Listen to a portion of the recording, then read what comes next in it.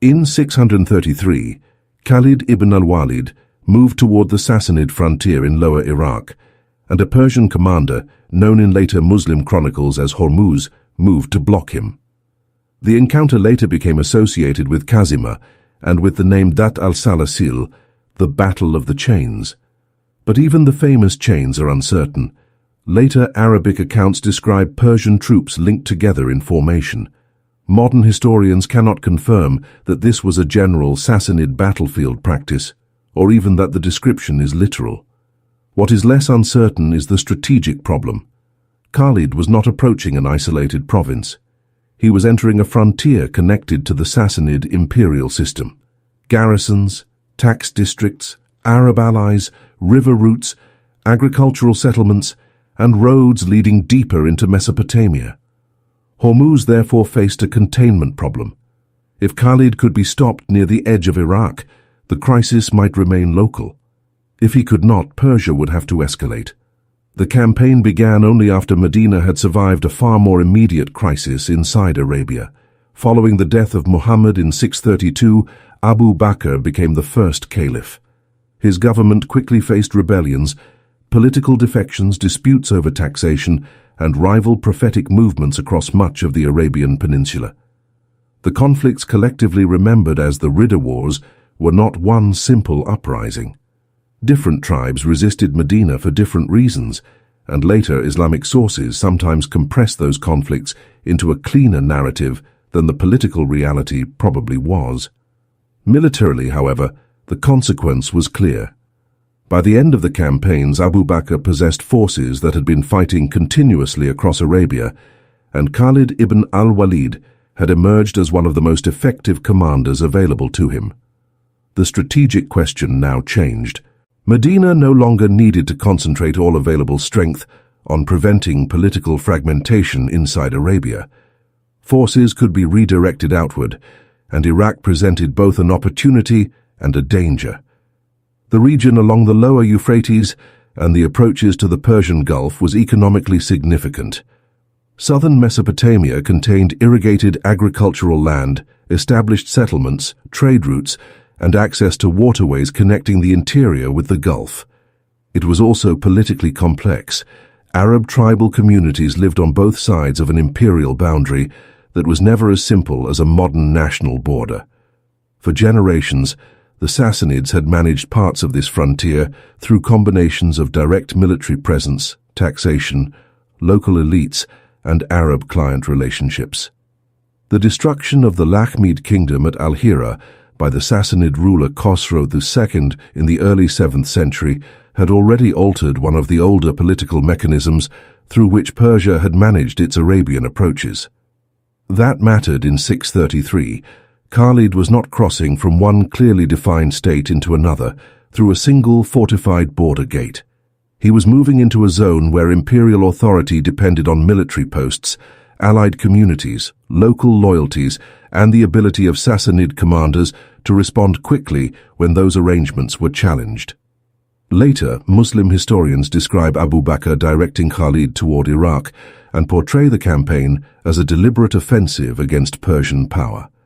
The exact wording of orders recorded generations afterward cannot be treated like contemporary military documentation, but the sequence of operations strongly indicates that the move was more than an accidental border clash. Khalid entered the Iraqi frontier with an organized force and continued campaigning after the first engagement. His operational advantages were significant. The army coming out of the Ridda Wars was accustomed to rapid movement over long distances, and to fighting in environments where water, grazing, supply, and tribal cooperation could determine whether a force remained mobile.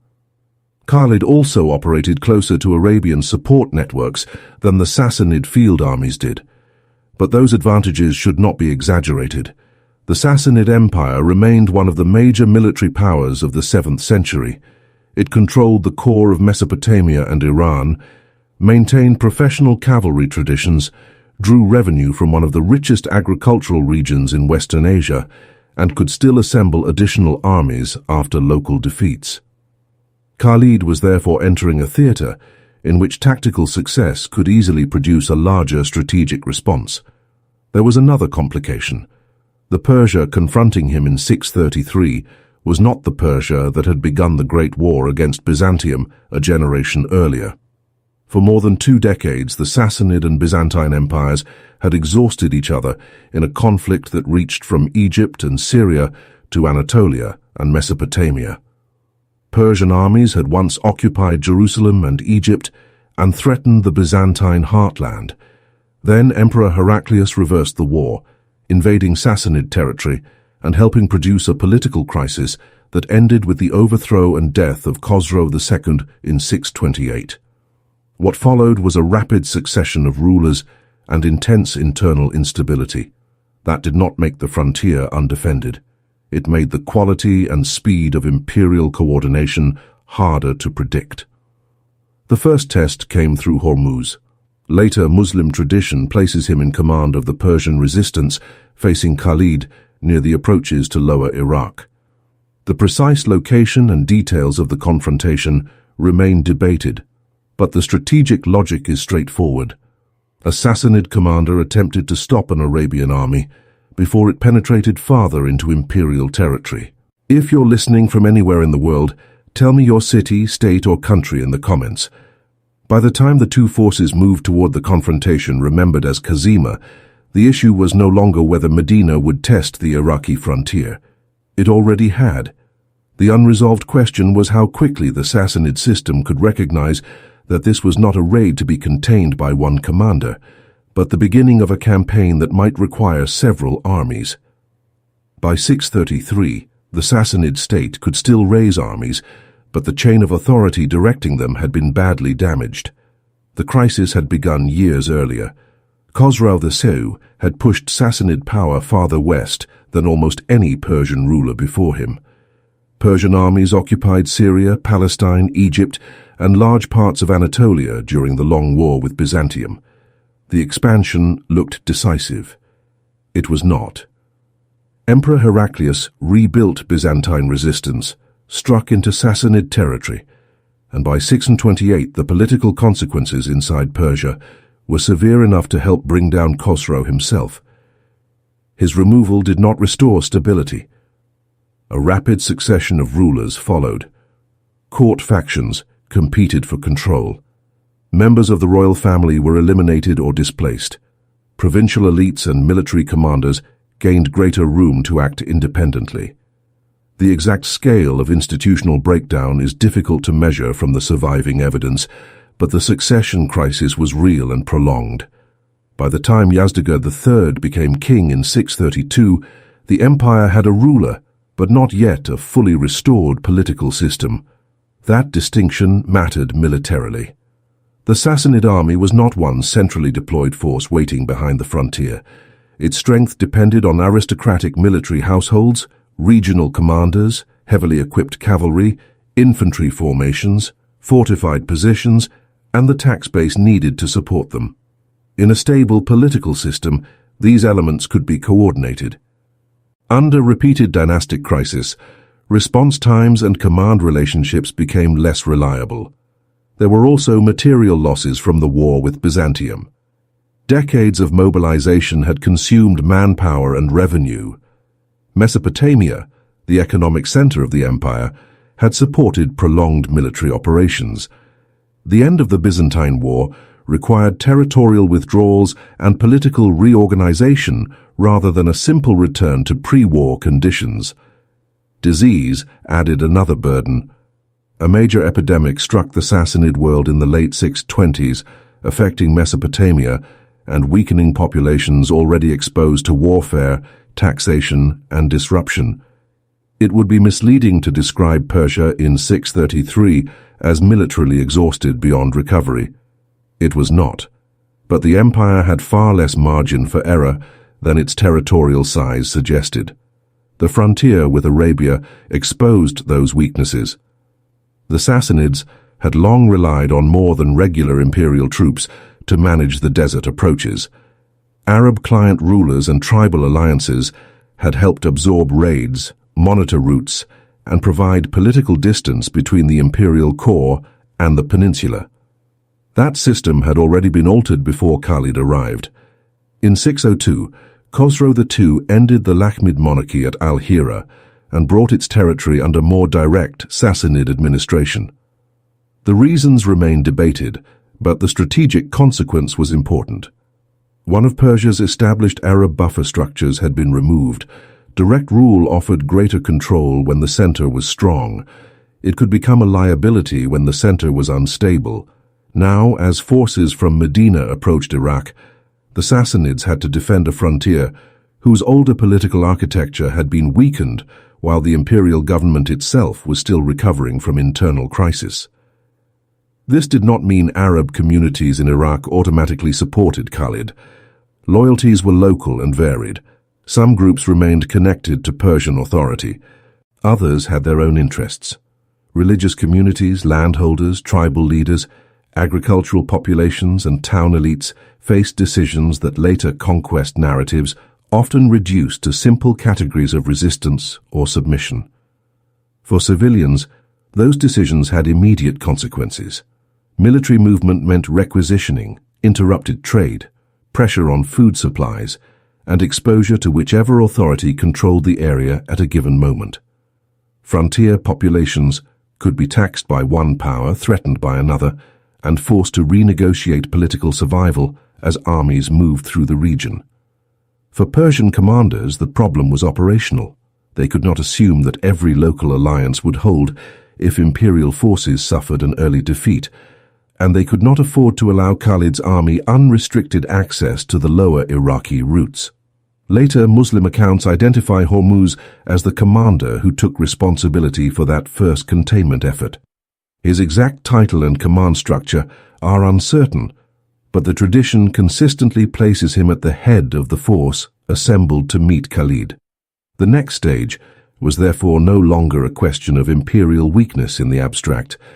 A Sassanid field commander was moving troops into position. The frontier crisis was becoming a battle plan. Hormuz now had to convert imperial authority into a field force before Khalid could move beyond the frontier zone. Later, Muslim chronicles place Hormuz in command around the approaches to al-Ubula, near the head of the Persian Gulf, where Sassanid interests were tied to maritime trade, river access, taxation, and communications with Lower Mesopotamia. His precise rank is uncertain, and the surviving narrative depends heavily on much later Arabic accounts. What those accounts preserve with greater consistency is his function. He was the commander expected to intercept Khalid before the Arabian advance became a deeper penetration into Iraq. The size of the forces cannot be established securely. One later tradition gives Khalid roughly 18,000 men, but numerical claims from early conquest narratives are often difficult to verify and should not be treated as administrative returns. Persian troop figures are even less reliable. The engagement was probably smaller than later popular retellings suggest, involving Sassanid troops alongside Arab forces connected to Persian authority. Khalid's immediate advantage was operational mobility. His army approached from northeastern Arabia rather than from an established imperial supply corridor. That created logistical risk, but it also complicated Persian interception. A defender protecting lower Iraq could not simply wait behind one fixed position. Roads from the Arabian interior approached several points along the frontier, while control of wells and water routes could determine where a large body of men and animals was capable of concentrating. Later accounts describe Khalid advancing through more than one column before bringing his forces together. The exact sequence is uncertain, but dispersed movement would have served a practical purpose. It reduced pressure on individual water sources and made it more difficult for Hormuz to identify the final point of concentration early enough to block it. The traditional narrative also places an important stage of the maneuver around Hufair and Kazima. According to these later accounts, Hormuz initially moved to cover one expected route, only to discover that Khalid's movement forced him to reposition. Some versions portray the Persian commander repeatedly responding to Khalid's changes of direction before the armies finally approached Kazima. The details may have been sharpened by later storytellers into a contest between a mobile commander and an inflexible opponent. The evidence does not justify reconstructing every march with confidence. The strategic principle, however, is credible. Hormuz was defending infrastructure. Khalid was attacking freedom of movement. The Sassanid commander had to protect access toward the cultivated Iraqi interior and the routes leading toward al-Ubula and the Euphrates system. Khalid needed only to find a route that allowed his army to enter the operational space before Persian forces could close it. That difference placed pressure on the defender. Hormuz could not ignore Khalid's movement without risking penetration, but every forced redeployment consumed time, supplies, and the endurance of troops expected to fight afterward. For the Arab communities living within the Persian frontier system, the approaching armies created another problem. Political loyalty was now becoming a military calculation. Groups tied to Sassanid administration could be required to provide men, intelligence, transport, or supplies. Communities farther from direct imperial control had to judge whether Persian forces could still protect them if the fighting moved inland.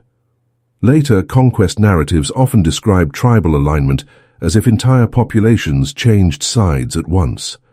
The reality was less orderly. Frontier societies contained competing clans, local leaders, commercial interests, religious communities, and households whose immediate concern was survival under whichever armed authority controlled the roads and settlements around them. A military campaign that altered those routes could disrupt taxation, grazing, trade, and food distribution before any major city changed hands. Hormuz therefore needed more than a battlefield victory. He needed to demonstrate that Sassanid authority could still prevent an armed force from Arabia from choosing when and where it would fight. By the time both armies converged toward the area remembered as Kazima, that opportunity was narrowing. The maneuver phase was ending. Hormuz had assembled a force capable of blocking further movement, while Khalid had brought his army close enough that continued advance would require direct confrontation. The next problem was no longer where the armies would move. It was how each commander would deploy once movement stopped. Once the armies were close enough to deploy, the evidence becomes more difficult, not less. The detailed account of Kazima survives mainly through later Muslim historical tradition, especially material attributed to Saif ibn Umar and preserved by al-Tabari. That tradition places the confrontation near DHAT al-Salasil, close to al-Ubula in southern Iraq, and describes Hormuz forming a Sassanid force to block Khalid's advance. But historians have long questioned Saif's reliability, and the earliest surviving non-Muslim narrative of the Arab conquests does not describe Khalid in this particular engagement. The battle may preserve a real frontier clash, whose details were later expanded. Some scholars have questioned whether the conventional narrative can be reconstructed at all with confidence. That uncertainty is especially important when examining the famous Persian formation. Later chroniclers associated the engagement with troops fastened together by chains. This is the origin of the name DHAT al-Salasil, usually translated as the Battle of the Chains. The traditional explanation is simple.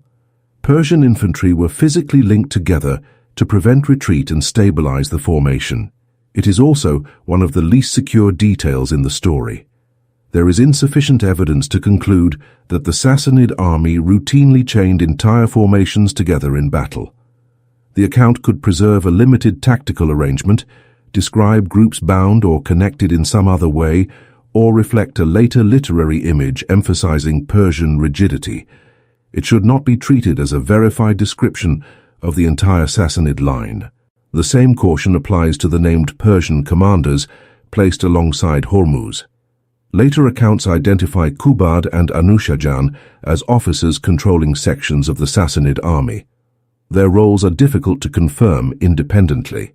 What can be reconstructed more safely is the military requirement facing Hormuz. His force needed a formation capable of holding ground and denying Khalid further access toward lower Mesopotamia. Sassanid armies traditionally relied heavily on disciplined cavalry forces supported by infantry, but the composition of this particular frontier army is unknown. It may also have incorporated Arab auxiliaries or local troops serving Persian interests. Khalid faced a different requirement. He needed to break the blocking force without losing the mobility that had allowed him to reach the Iraqi frontier in the first place. A prolonged engagement near Persian-controlled territory carried obvious risks. Sassanid reinforcements could potentially be drawn from deeper inside Iraq, while an army operating from Arabia could not assume unlimited supplies. Water therefore appears repeatedly in the traditional account.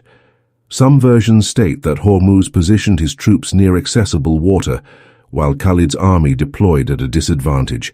They then describe Khalid ordering his men to dismount and prepare to fight for control of the position.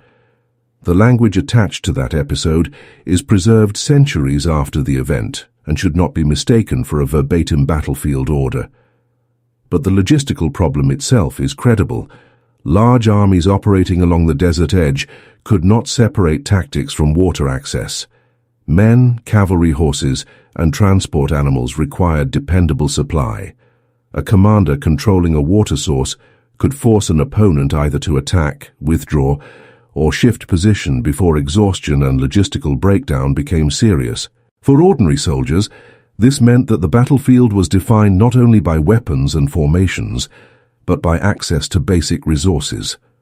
Once deployment began, retreat could also become difficult if formations were tightly packed or if supply animals and baggage occupied the rear.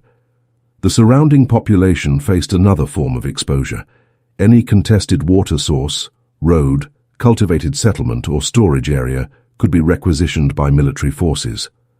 The surviving chronicles concentrate on commanders. They provide far less information about the communities whose food, animals, labor, and movement were affected when two armies concentrated in the same frontier district.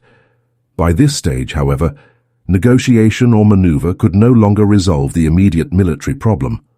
The Persian blocking force remained between Khalid and further movement into Iraq. Khalid's army had deployed against it, and according to the later Muslim narrative, the opening phase of the battle would now become unusually personal. Hormuz was said to leave the security of command and confront Khalid directly. Hormuz is said to have challenged Khalid ibn al-Walid to single combat. The same tradition states that Khalid killed him during the encounter. Some later versions add an attempted intervention by Persian soldiers and the involvement of al-Qaqa ibn Amr, but these details come from a narrative tradition whose reliability is contested. Even the report that Khalid personally killed Hormuz has been treated cautiously by modern scholarship because commander against commander combat became a recurring literary feature in accounts of the early conquests. The safest conclusion is narrower. Hormuz did not survive the engagement described by the Muslim sources, and the Persian force lost its principal frontier commander at the point when coordinated command was most important. That did not automatically decide the battle. A Sassanid formation was not dependent on one man alone. Later accounts name Anushirvan and Qubada as commanders of the two wings. Both are presented as Sassanid magnates operating within a frontier defense system that had increasingly been left to regional commanders as central authority weakened.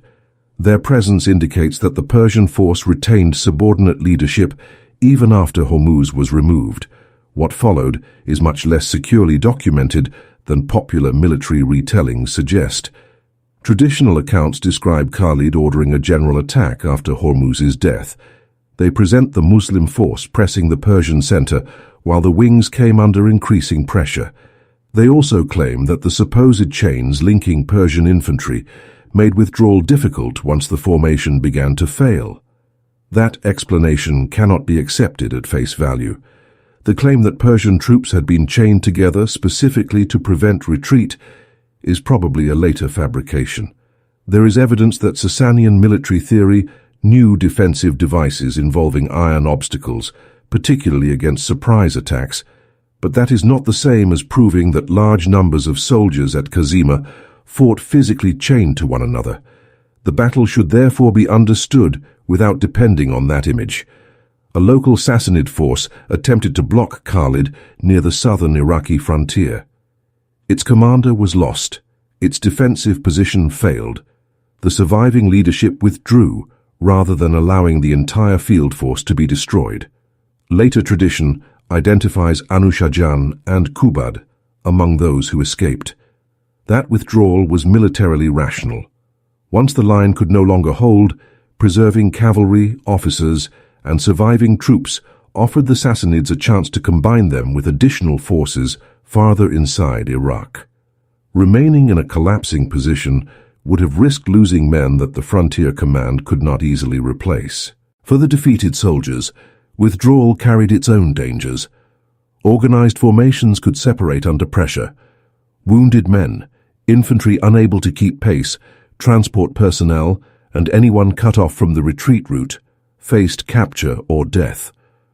The surviving sources are interested primarily in commanders and victory.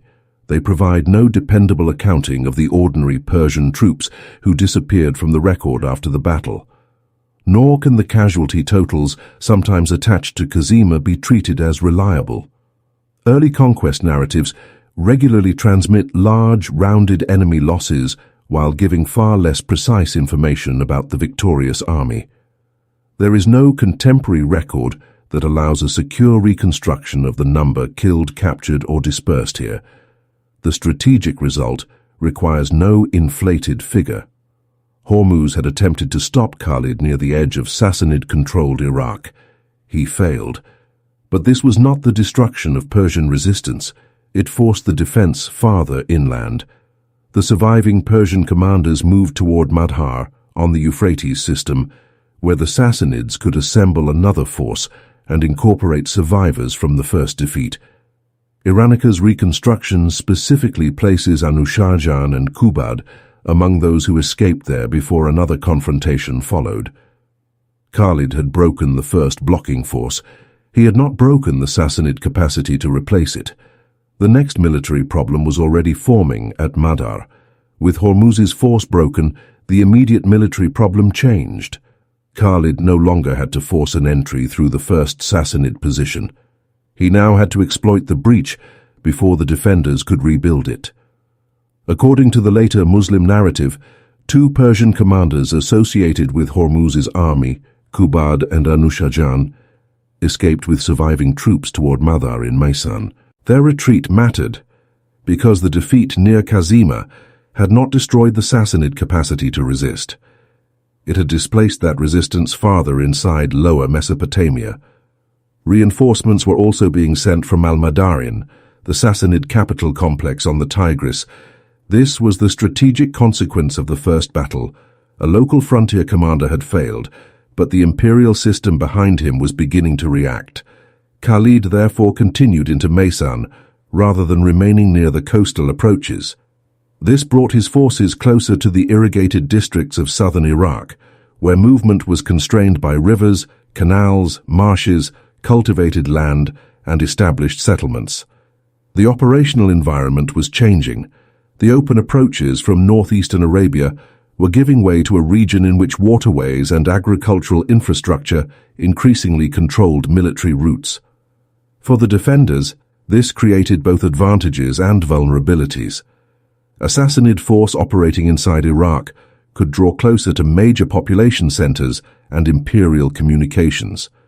Reinforcements could move from Al-Madain. Local administrators and landholders could provide information, provisions, transport, and access to established routes. But those same systems could be disrupted when the defending army lost control of key corridors. Later accounts place the next major engagement at Madar, where survivors from Hormuz's force combined with additional troops sent from the interior. The chronology and precise composition of the armies remain uncertain, but the sequence recorded in the conquest tradition is consistent on one central point. The Sassanids did not accept the first defeat as decisive. Another force was assembled quickly enough to contest Khalid's advance. The result, according to those accounts, was another Persian defeat. That second setback carried greater strategic weight than the first. At Kazima, Sassanid authorities could still treat the problem as a failed frontier containment operation. At Madhar, forces connected more directly to the imperial interior had also been committed. The defensive problem was moving north and west with Khalid. The surviving evidence gives far more attention to commanders than to the population caught inside this movement. Maysan was not empty ground between battle sites. It was an inhabited agricultural district whose productivity depended on irrigation, labor, storage, livestock, and functioning transport networks. Armies moving through such territory required food and animals.